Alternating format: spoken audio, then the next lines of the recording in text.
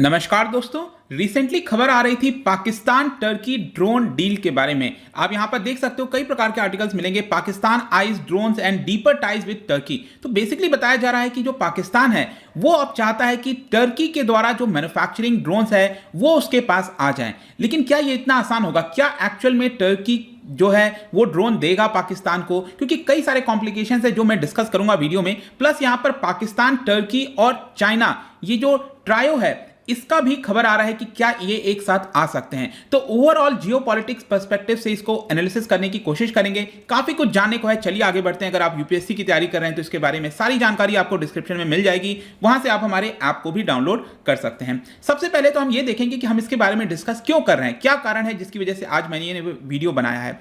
देखिए, पाकिस्तान जो है काफी लंबे समय से आप कोशिश कर रहा है कि टर्की के द्वारा जो ड्रोन है, मैं आपको आगे दिखाऊंगा कौन से ड्रोन की हम बात कर रहे हैं, वो ड्रोन परचेज करे। साथ ही साथ टर्की के साथ जो डिफेंस बायलैटरल कोऑपरेशन है उसको और आगे बढ़ाया जाए। क्योंकि आपको समझना है, टर्की और जब हम पाकिस्तान की बात करते हैं तो वो कई सारे ऐसे मुद्दे हैं जो कि भारत के लिए इंपॉर्टेंट हो सकते हैं, उसके ऊपर दोनों की सहमति बनती है। जैसे कि कश्मीर का मुद्दा हो गया, अफगानिस्तान का मुद्दा हो गया, उसमें पाकिस्तान और टर्की एक साथ आ रहे हैं, जो कि भारत के ऊपर भी काफी बड़ा इंपैक्ट हो सकता है। और इसी की वजह से दिल्ली में, भारत में जो सिक्योरिटी एक्सपर्ट्स हैं, अब उनका मानना है कि इसको लेकर अब हमें ध्यान देने की आवश्यकता है। और साथ ही साथ मैं आपको यह बता दूं कि जो कई सारे डिस्कशंस हैं टर्की और पाकिस्तान के बीच में, जैसे कि फॉर एग्जांपल यहां पर हम ड्रोन की बात करें तो बैरक्टर TB2 ड्रोन जो है वो यहां पर लेने की बात कही जा रही है। इसके अलावा मैं आपको यह भी बताऊं, दोनों देश ज्वाइंट डिफेंस प्रोजेक्ट्स को लाने की कोशिश कर रहे हैं। मतलब कि दोनों देश के द्वारा कुछ कोलैबोरेशन होगा जिसमें जो डिफेंस रिलेटेड मैन्युफैक्चरिंग है वो यहां पर स्टैब्लिश की जाएगी। इसके अलावा अफगानिस्तान के अंदर कोलैबोरेशन हो गया, क्योंकि आपको पता होगा जो टर्की है वो चाहता है कि जो काबुल एयरपोर्ट है उसकी सिक्योरिटी प्रोवाइड करे। टर्की अपना रोल बढ़ाना चाहता है अफगानिस्तान में, और उसके लिए उसको पाकिस्तान की मदद की आवश्यकता है। जो इन्वेस्टमेंट है वो भी टर्की करना चाहता है पाकिस्तान के अंदर डिफेंस कोलैबोरेशन में। तो ये सारे कुछ मुद्दे हैं जो दोनों देश को जो है काफी ज्यादा करीब लेकर आ रहे हैं। तो एक एक करके थोड़ा सा चीजों को समझते हैं। सबसे पहला जो बड़ा मुद्दा है जो हम डिस्कस कर रहे हैं वो है ड्रोन का मुद्दा। अब देखिए, ड्रोन जो है आज के डेट में काफी इंपॉर्टेंट रोल प्ले करते जा रहा है। आपने रिसेंटली देखा होगा जम्मू कश्मीर में किस प्रकार से जो ड्रोन है उसको लाने की कोशिश की गई, हमारे कुछ एस्टैब्लिशमेंट को डिस्ट्रॉय करने की कोशिश की गई। तो यहां पर पाकिस्तान जो है वो चाहता है कि टर्की के द्वारा ये वाला जो ड्रोन बनाया गया है बैरक्टर TB2। अब ये जो ड्रोन है मैं आपको बताऊं इतना इंपॉर्टेंट इसलिए हो जाता है क्योंकि पिछले साल आपको याद होगा जो अर्मेनिया और अजरबैजान के बीच में युद्ध हुआ था, उसमें अजरबैजान ने टर्की के द्वारा यही वाला ड्रोन का इस्तेमाल किया था और क्लियर कट विक्ट्री हमें देखने को मिली थी अजरबैजान की। और अर्मेनिया यहां पर पूरी तरह से ध्वस्त परास्त हो गया था, आप कह सकते हो। ऑल्दो अर्मेनिया के पास ऐसा कोई फैसिलिटी टेक्नोलॉजी नहीं था, वो तो सिर्फ टैंक और आर्टिलरी के माध्यम से लड़ रहा था। तो इंपॉर्टेंट इसलिए हो जाता है क्योंकि ये जो वॉर था पहली बार हमें दिखाता है कि किस प्रकार से जो ड्रोन है वो एक बहुत बड़ा एडवांटेज बन सकता है किसी भी देश के लिए। और ये इंपॉर्टेंस दिखाने की कोशिश किया था इस पर्टिकुलर वॉर में। और टर्की जो है वो सिर्फ पाकिस्तान को नहीं, यहां पर अभी तक अगर आप देखोगे तो अजरबैजान के अलावा पोलैंड, यूक्रेन और कतर, इन सबको भी ये बेच चुका है ये वाला ड्रोन। और अल्बानिया के साथ भी इसकी बातचीत चल रही है कि ये ड्रोन बेचा जाए। तो यहां पर इंपॉर्टेंस इसीलिए है क्योंकि ये वाला जो ड्रोन है वो कॉम्बैट टेस्टेड है। किसी भी डिफेंस जो इक्विपमेंट होता है उसकी वैल्यू तब बढ़ जाती है कि जब वो किसी वॉर में शामिल हुआ हो। तो इसने ऑलरेडी अजरबैजान और अर्मेनिया के बीच में जो युद्ध हुआ था उसमें अपनी कैपेबिलिटी दिखा चुका है, इसलिए ये ड्रोन इंपॉर्टेंट हो जाता है। तो पाकिस्तान के पास ये अगर ये ड्रोन आएगा तो जाहिर सी बात है भारत के लिए कुछ कंसर्न बढ़ जाता है। सिर्फ ये ड्रोन ने सिर्फ अजरबैजान वाले युद्ध में काम नहीं किया था। मैं आपको बता दूं कि जो टर्की के अंदर और पूरा आसपास के रीजन में कॉन्फ्लिक्ट चल रहा है, कुर्द वाला पूरा मामला आपको पता होगा, ये जो कुर्दिस्तान बनाने की कोशिश किए जा रहे हैं इन लोगों के द्वारा, जहां पर इराक का भी कुछ एरिया है, सीरिया हो गया, टर्की का काफी बड़ा ये वाला एरिया आपको देखने को मिलेगा, ईरान हो गया। तो यहां पर भी टर्की ने ये वाले ड्रोन का इस्तेमाल किया था और इसके आसपास भी जो लीबिया हो गया, सीरिया हो गया, वहां पर भी इस्तेमाल किया गया था। तो इसलिए ये जो ड्रोन है उसकी इंपॉर्टेंस काफी बढ़ गई है। लेकिन क्वेश्चन ये आता है कि अगर सपोज टर्की जो है ये ड्रोन पाकिस्तान को सौंप देता है तो क्या टर्की सिर्फ ऐसे ही दे देगा? टर्की को भी तो कुछ चाहिए होगा, क्योंकि जियोपॉलिटिक्स में हर देश अपना इंटरेस्ट को अल्टीमेटली देखता है। तो मैं आपको बता दूं कि टर्की जो है वो ऑलरेडी नेटो का मेंबर्स है, नॉर्थ अटलांटिक ट्रीटी ऑर्गेनाइजेशन, जो कि बहुत ही इंपॉर्टेंट ऑर्गेनाइजेशन है। इनके पास कई सारे टेक्नोलॉजी हैं, डिफेंस इक्विपमेंट है। तो रिसेंटली क्या हुआ था, क्योंकि इन्होंने S-400 परचेज किया था रशिया से, टर्की ने, तो इसकी वजह से डोनाल्ड ट्रंप ने सैंक्शंस लगा दिया था टर्की के ऊपर, और F-35 प्रोग्राम जिसके तहत इनको फाइटर जेट्स वगैरह मिलना था टर्की को, ये यहां पर कैंसिल हो गया। तो टर्की को इस समय जरूरत है फाइटर एयरक्राफ्ट सिस्टम की, मिसाइल टेक्नोलॉजी सिस्टम की, जो कि टर्की ले सकता है इस्लामाबाद से, पाकिस्तान से। अब देखिए पाकिस्तान के पास ऐसा कोई उनकी खुद की बहुत बड़ी टेक्नोलॉजी नहीं है, लेकिन हाँ चाइना के माध्यम से पाकिस्तान के पास काफी सारे टेक्नोलॉजी आ जाती है, और वो वाली टेक्नोलॉजी में भी हो सकता है टर्की को पाकिस्तान जो है वो ट्रांसफर कर दे। तो ये लेन देन का पूरा मुद्दा आपको आई होप समझ में आ गया होगा। तो पाकिस्तान भी जो है ऐसा नहीं है कि सिर्फ टर्की से ले रहा है, चाइना से ऑलरेडी यहां पर कई सारे एविडेंस हमें मिले हैं, जो कि चाइना से वो ड्रोन वगैरह लेता रहता है। 2018 में खुद उन्होंने अपने फेसबुक अकाउंट में डाला था कि चाइना और पाकिस्तान के बीच में जो पाकिस्तान एरोनॉटिकल कॉम्प्लेक्स है कामरा, वहां पर 48 चाइनीज ये जो ड्रोन है विंग लुंग 2, ये आप देख सकते हो इस तरह का ड्रोन है, इसकी मैन्युफैक्चरिंग की जाएगी।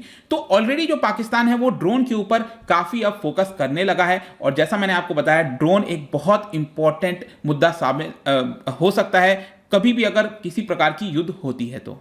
फर्दर अगर मैं आपको पाकिस्तान टर्की के रिलेशंस के बारे में बताऊं तो वो लगातार बढ़ते जा रहा है। अभी रिसेंट की बात है, बताया गया कि पाकिस्तान के प्रेसिडेंट आरिफ अलवी, उन्होंने जो निशाने इम्तियाज है, जो ऑर्डर ऑफ एक्सीलेंस होता है, एक प्रकार का मिलिट्री अवार्ड है, वो टर्की के लैंड फोर्सेस जनरल उमित दुंदार को सौंपा था, उनको दिया था, भेंट में दिया था।